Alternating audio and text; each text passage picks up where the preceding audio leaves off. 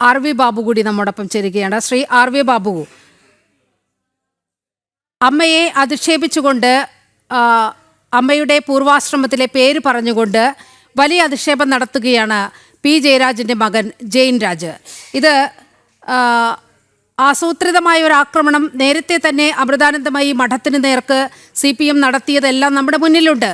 കുറച്ച് വർഷങ്ങൾക്ക് മുൻപാണെങ്കിലും അത് ആരുടെയും സ്മൃതിയിൽ നിന്നും പോയിട്ടില്ല. അത് ജോൺ ബ്രിട്ടാസ് അന്ന് അമ്മയെ അപഹസിക്കാൻ വേണ്ടി നടത്തിയ ശ്രമമാണ്. അതിന്റെ തുടർച്ചയല്ലേ നമ്മൾ ഇപ്പോഴും കാണുന്നത്?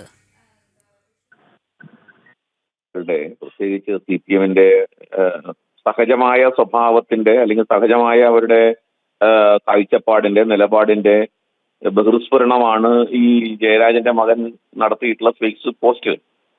അവർക്ക് ഹിന്ദു സന്യാസിമാര്, ഹൈന്ദവ ധർമ്മം, ഹിന്ദു സംസ്കാരം, ഹൈന്ദവ വിശ്വാസങ്ങള്, ക്ഷേത്രവിശ്വാസം, ആചാരം, അനുഷ്ഠാനം എന്നൊക്കെ പറഞ്ഞാൽ അവരുടെ ഉപബോധ മനസ്സിൽ തന്നെ അടിച്ചേൽപ്പിക്കപ്പെട്ടത് ഒക്കെ അതിനെയൊക്കെ അപഹസിക്കുന്ന, അതിനെ തള്ളിക്കളയുന്ന, അവഹേളിക്കുന്ന തരത്തിലുള്ള മനോഭാവമാണ്.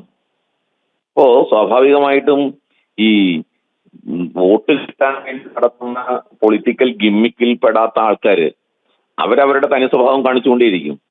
ഇപ്പോൾ ജെയിൻ രാജിന്റെ ഈ ഒരു ഫേസ്ബുക്ക് പോസ്റ്റ് നമുക്ക് കാണുമ്പോൾ ഇതാണ് യഥാർത്ഥത്തിലുള്ള കമ്മ്യൂണിസ്റ്റ് പാർട്ടികളുടെ നിലപാട്, CPMന്റെ നിലപാട്. ആ നിലപാട് അവർ മുമ്പ് വളരെ പച്ചയ്ക്ക് എടുത്തിരുന്നു.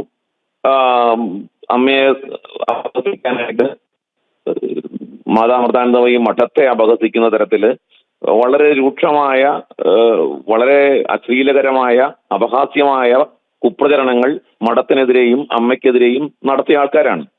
അതിന് വലിയ തോതിൽ അന്നത്തെ കമ്മ്യൂണിസ്റ്റ് പാർട്ടിയുടെ നേതാക്കന്മാര്, DYFI ഒക്കെ മാതാമൃതാനന്ദമയി മഠത്തിനെതിരായിട്ട് വ്യാപകമായ പ്രചരണങ്ങളും അതിനെ ആക്രമിക്കാനും അപഹസിക്കാനും ഒക്കെ തയ്യാറായിരുന്നു. പക്ഷെ അത് രാഷ്ട്രീയമായി തിരിച്ചടിക്കുന്നുണ്ടപ്പോൾ മാത്രമാണ് അവരതിൽ നിന്ന് ഒന്നും മാറിയത്. ഇപ്പോ ശബരിമലയിൽ സംഭവിച്ച പോലെ രാഷ്ട്രീയമായിട്ട് ശബരിമല തിരിച്ചടി ആയപ്പോൾ അതിൽ നിന്ന് മാറുന്നു, അത്രേ ഉള്ളൂ. അല്ലാതെ അവരുടെ നിലപാടിൽ മാറ്റം വരുത്തിയിട്ടല്ല, മറിച്ച് വോട്ട് കിട്ടാൻ വേണ്ടിയിട്ടുള്ള കണ്ണിൽ പൊടിയിടുന്ന ഏർപ്പാടാണ്. ഇപ്പൊ ഇന്ന് സജി ചെറിയാൻ പോയിട്ട് അമ്മയെ ആദരിക്കുന്നതൊക്കെ നമ്മൾ കണ്ടല്ലോ. അപ്പൊ ഇതൊക്കെ രാഷ്ട്രീയ അടവാണ്. ഇത് ഭക്തര് തിരിച്ചറിയണം, ഇത് ഹൈന്ദവ സമൂഹം തിരിച്ചറിയണം.